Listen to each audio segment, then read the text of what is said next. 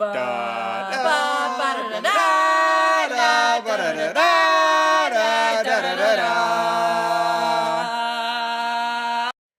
story begins with Ulysses S. Grant and Robert E. Lee. Here comes Ulysses. Dibs on the remote. I won the Civil War.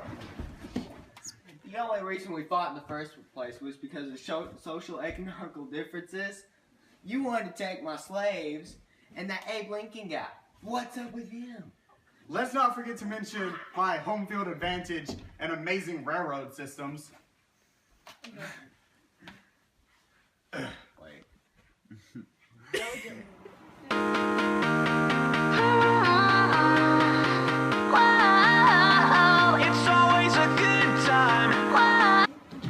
Welcome to the Wheel of Topics! I'm your host, Pat Sajak, here with former President Abraham Lincoln, Republican, and owner of such a stylish hat. It isn't that big. That's what she said. And over here we have John Brown, strong abolitionist, helper of slaves, and bankrupt failure. Hey, that's not nice. And over here we have Jefferson Davis, first and only president of the Confederate States, author, and cotton planter.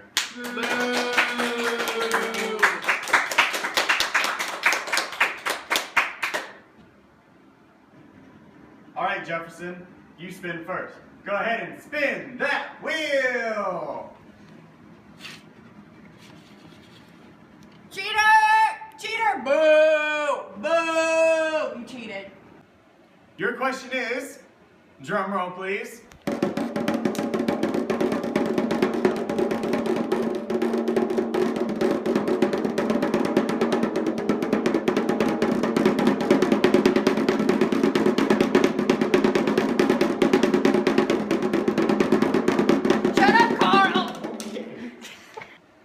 Explain the Compromise of 1850. Well, that's easy. Well, Pat, the Compromise of 1850 was 5 separate bills. One bill made California join the U.S. Number 2 made New Mexico and Utah decide slavery for themselves. Number 3 made Texas give up land to Mexico. Number 4 abolished the slave trade in the District of Columbia. And the 5th one passed the Fugitive Slave Act. I really like that one, man. And Davis, what is the Fugitive Slave Act?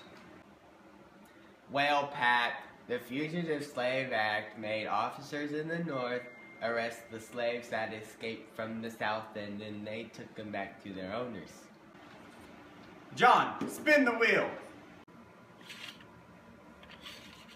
You guys are so dishonest. And your question is, drum roll please. Carl, that wasn't long enough. Sorry. What did you do in 1859? I raided Harper's Ferry because I wanted to start a slave revolt! All right, Abe, finally your turn. Spin that wheel. Your question is, drum roll please.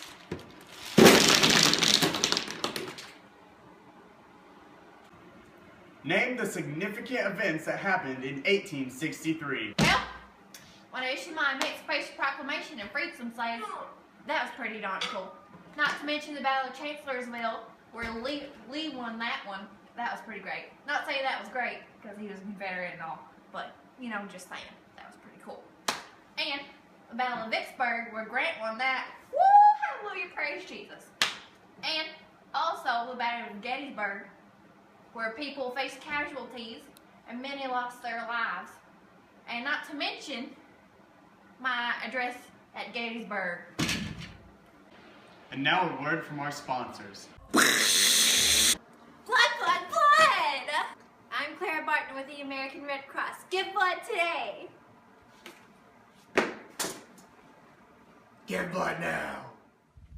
Well, darn, Grant, I hate the show and the people on it. Well, fine. We'll watch something else then. Hello and welcome to Action News 61. I'm your host Jennifer and it's November 1861. You know what that means? It's election day! Here's a clip from our local diner with 4 men about to vote. So, who do you think is the toughest competition for this election? I think it's going to be pretty tight between Abraham and Carl, honestly. I think Carl has it. Really? Really? Why? Why not? I think Abraham has it because, you know, he was all up for unity and stuff. Guys, I'm just here for a drink. I mean, we're kind of in a bad place, and Abraham just wants to fix us. Plus, I think he's going to win because the North really has a majority rule over this. All right, guys, let's vote. Let's do this. Right now.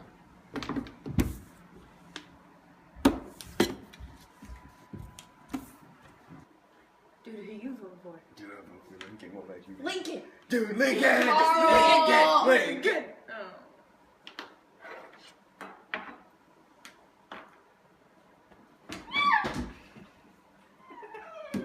Yeah, Lincoln! Lincoln! Woo! Right here. Lincoln! Come on. Lincoln! Yeah! Yeah, Lincoln.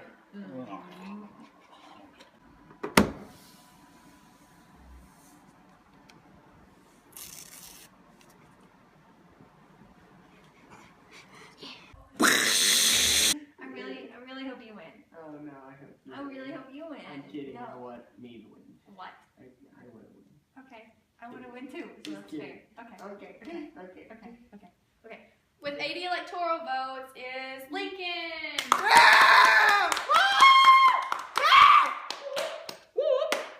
Oh yeah, give me a crown.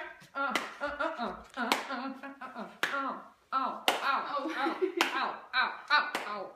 hello. Man, I sure like that Lincoln fella. Well, he picked me first. Well, we still won the Civil War. Whatever. Oh, look, it's My Life as Lincoln.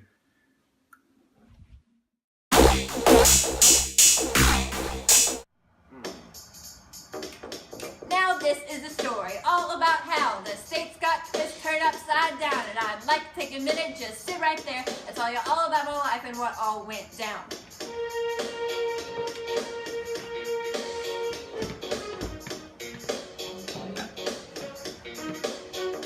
In Huntsville, Kentucky, born and raised on the frontiers where I spent most of my days. Chilling out, maxing, forming all cool while the other kids were out going to school. When a couple of states that were up to no good started making trouble in our neighborhood. We got one little fight and the union got scared and said, ah! Hi, I'm Abraham Lincoln. Here with an important message. I hereby suspend the writ of habeas corpus, giving everyone a fair trial. Over and out. 7 years ago, our fathers brought forth on this continent a new nation, conceived in liberty and dedicated to the proposition that all men were created equal.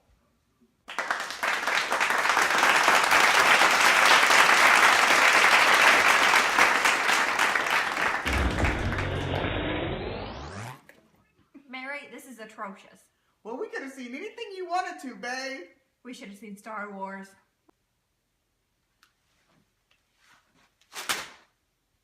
Mary, I've been shot! Oh no! Somebody help! Yes! I'm Andrew Johnson, and I'm the president! This way, sir. This way. Guys, I'm gonna be alive for a few more hours. I can do this myself.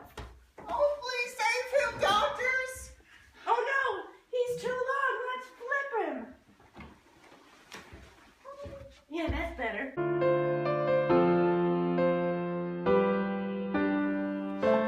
He was such a good man. His hair, it was so long, and I'm gonna miss him. Man, get off the sheet. Just let me mourn in peace. I gotta go take out that John Wilkes Booth. Hello and welcome. We have breaking news today. There is a battle at Hampton Roads, now on the field with Spencer, as he has coverage of this naval battle. Coming at you live from the battle at Hampton Roads. The Union battleship faces off the Confederates' Merrimack. The Union battleship sinks. And then the Union sends in the Monitor. Dun dun dun. They fight for hours. Their Merrimack takes too much damage and is retired. Yeah! The naval battle is won by the Union. I'm out of coffee! Somebody give me some coffee! Hey, Somebody! We're live! I'm Jennifer, and welcome to Action News 65. Now on to the field with Noah. Thank you, Jennifer. I'm Noah, and I'm on the field to interview KKK members. Excuse me, are you guys from the KKK? Yeah, we are! Can I ask you guys a few questions? I'm Arthur Bell, and we're the KKK! State your name! Dave! State yours! Carl. Louder! Carl! As KKK members, what do you guys believe in? We believe in white supremacy. Any questions? No, thank you. Good! Let's go! Wait, I thought KKK stood for Kids with Cookies for Christ. Dude, no, you're out. Dude, you're out. It's Ku Klux Klan. I want my money back! No! Guys, I'm hungry. Shut up, Carl! Okay. Mom? Alright, the way I feel about the Homestead Act, I think it's good.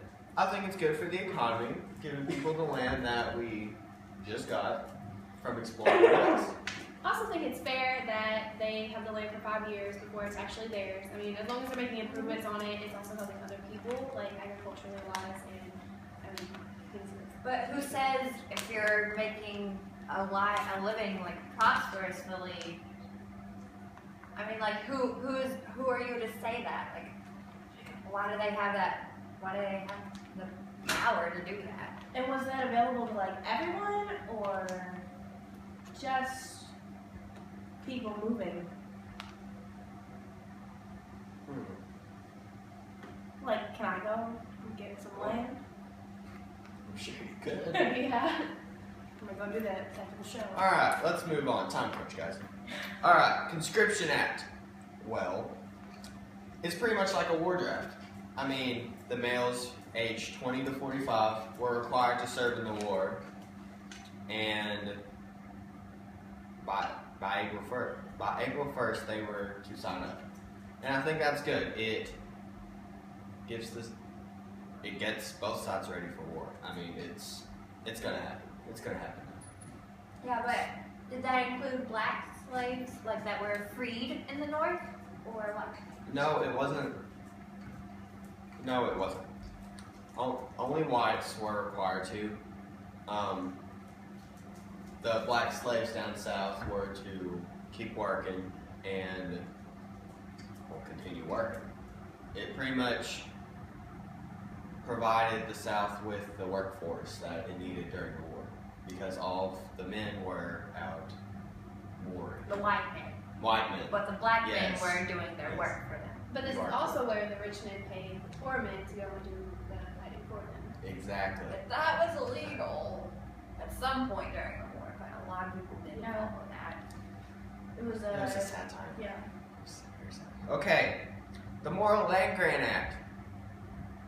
That basically just gave money to people to build agricultural colleges so people could better their understanding Is- of agriculture. Did it only include agricultural?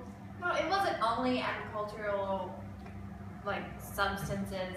There was more like home economics and stuff like that.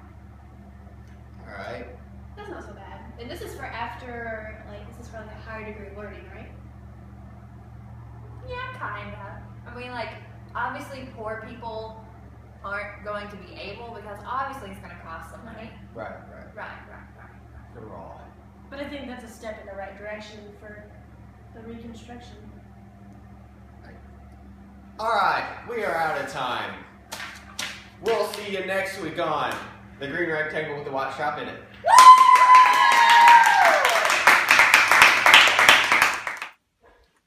Dude, this show was lame, man. Have you heard about that Bleeding Kansas thing? Oh yeah, I heard there was a lot of violent confrontations in Kansas over slavery.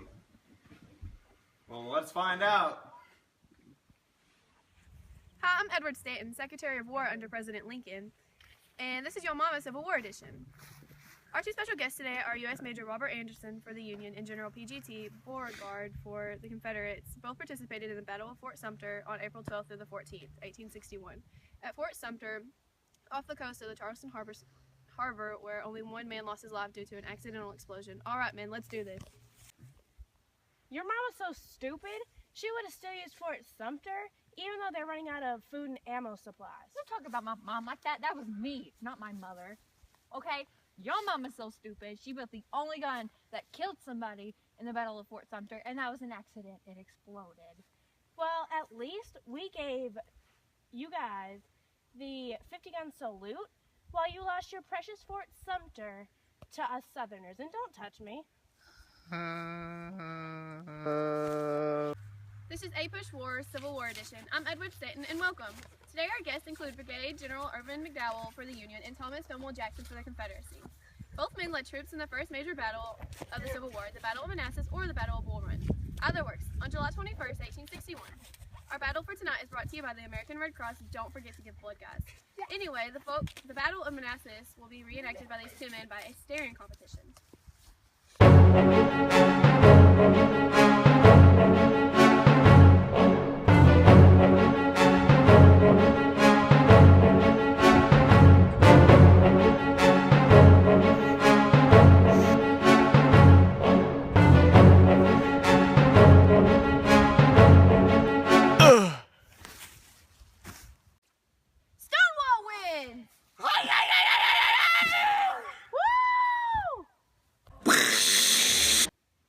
Mr. Thomas Jackson, I heard about your victory at Bull Run, or Manassas, and how your arm was shot off by friendly fire. Tell me a little more about it. Well, it's Stonewall Jackson to you. And as a child, I had a hard life until I graduated from the U.S. military college and pursued my teaching career. But then the Civil War came along and they needed me, so I led the first battle of Bull Run for the Confederates, and it was an astonishing victory for us. Later on, I was on the field and my soldiers mistaked me for an enemy, and I got my left arm shot. Later they had to amputate it. Edwin Stanton here with another episode of A Push War, Civil War Edition, coming to you with Union Troop Leader George McClellan and Robert E. Lee from the Confederacy. Oh, folks, this one's going to be a doozy. The Battle of Antietam, one of the bloodiest wars in history, took place on September 16th, 1862, and lasted until the 18th. It took place near Sharpsburg, Maryland. The lovely contestants will proudly show you what went down in what I like to call good old-fashioned dance battle.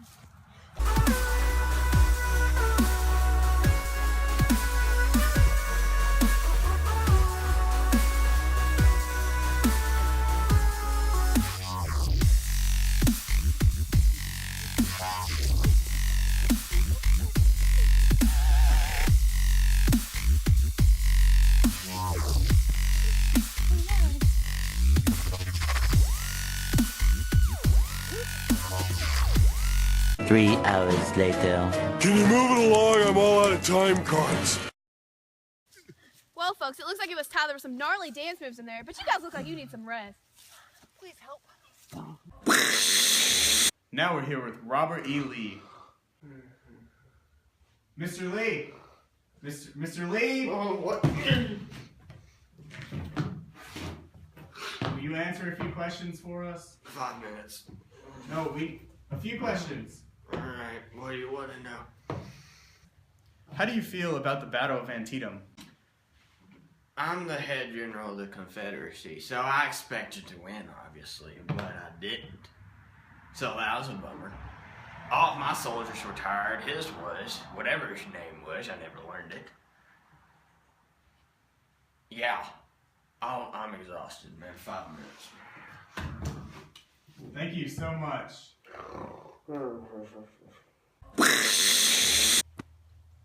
Our last episode has come. This is A Push War, Civil War Edition. Here with me today are Union Major General Nathaniel P. Banks and Richard Taylor for the Confederates. The campaign was primarily the plan of Union General-in-Chief Henry Halleck and a diversion from Lieutenant General Ulysses S. Grant's plan to surround the main Confederate armies by using Nathaniel P. Banks' Army of the Gulf to capture Mobile, Alabama. Ended as a Confederate victory and the Union was defeated March 10th to May 22nd, 1864. what up?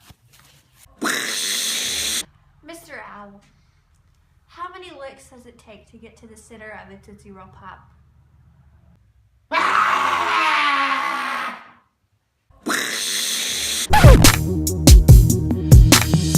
They see me rolling, they hating, patrolling and trying to catch me riding dirty, trying to catch me riding dirty, trying to catch me riding dirty, trying to catch me riding dirty, trying to catch me riding dirty. My music's so loud.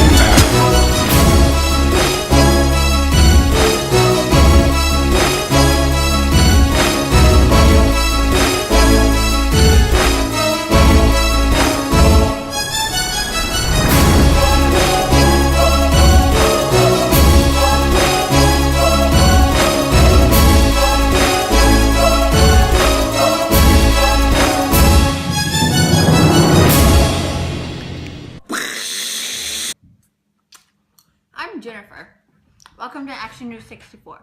Tragic story today as William Tecumseh Sherman leads troops from Atlanta to Savannah. Noah on the field has a story. Hi, I'm Noah, and I'm here with William Sherman as he marches to the sea. What are you doing here? You're not supposed to be here. Could you tell us what you're doing here? I'm here to prove Confederacy can't protect everything. I'm here to burn your houses. I'm here to rob your houses. I'm here to take food from your houses. Hide your kids, hide your wife, hide your husband, shoot, 'cause I'm coming. Cut the tree. Thank you. I'm John Crittenden, and I want to tell you a little bit about my compromise that I've been thinking about. Go right ahead. So, just so we don't ever get into a civil war, why don't we please the South a little more by making them not have to get rid of their lovely slaves that do all their work? Why don't we put a law in effect where we cannot make them get rid of their slaves? We can't let them abolish the slavery. So, I'm going to do a compromise and get this. It's going to be the Crittenden Compromise. Do it original. Thank you. Mr. President, how do you feel about this? No. What's your answer? I'm here with new President Andrew Johnson. Hello, Mr. Johnson. Howdy. How does it feel to be the new president now that Lincoln was assassinated? Well, I'm pretty happy myself, but I'm pretty sad too. No one likes me. You know, 'cause I was a traitor to the South, and I'm a Southerner to the North, so I can't win. No one likes me. I mean, I can't. Okay. So, what are your plans to do next during your presidency? Well, I'm gonna fire that Edwin Stanton guy. He was a big deal in the Civil War, and I just want to act like it never happened.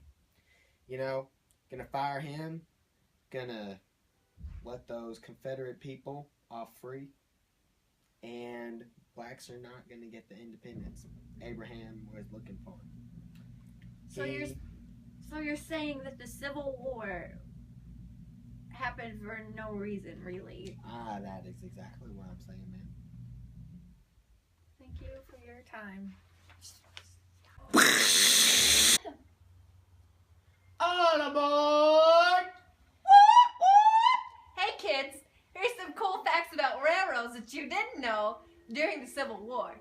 They were only second to waterways to help get troops the things that they needed. And also, large armies couldn't function without their things that they needed, so they relied on railroads to get them their stuff. Sometimes they would send spies on single trains to spy on other troops. They also used trains as rams when they couldn't get into a place they needed to.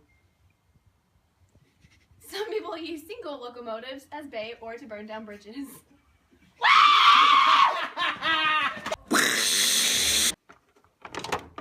Honey, I'm home. I'm up here, babe. Did you hear about the American Civil War? It's over now and they're reconstructing. The leaders built schools, churches, and institutions to maintain normal life. The military is enlisting more and more every day because of the massive loss from the Civil War. Well, do you know what the Congress did? They took over the Reconstruction and passed the Civil Rights Act of 1866. and the 13th and 14th Amendment to give African American equal rights and protection. Yay! Hi, I'm the host.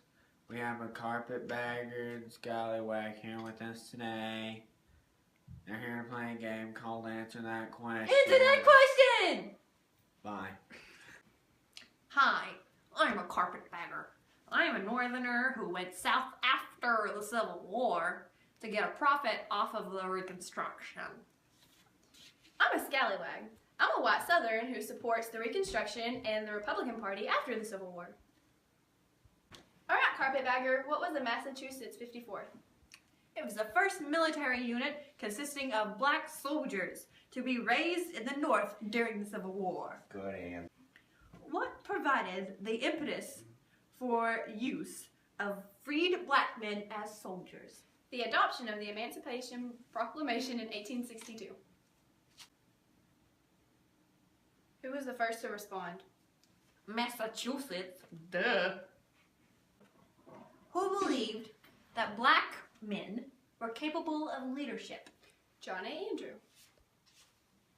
What did the 13th Amendment do? It abolished slavery in all of America when it was passed in 1865. What did the 14th Amendment do? Gave equal rights and protection against laws in 1868. What did the 15th Amendment do? It meant that the right of citizens of the U.S. to vote shall not be denied or abridged by the U.S. or by any state on account of the race, color, or previous condition of servitude, and it was passed on February 3rd, 1870. What were the draft riots in New York? They were the government's attempts to enforce the draft in New York City, which ignited the most destructive disturbance in the city's history. And that's all the time we have. Hi, I'm South Carolina, and I don't want to be a part of the Union anymore. And it's December 20th, 1860. Bye-bye.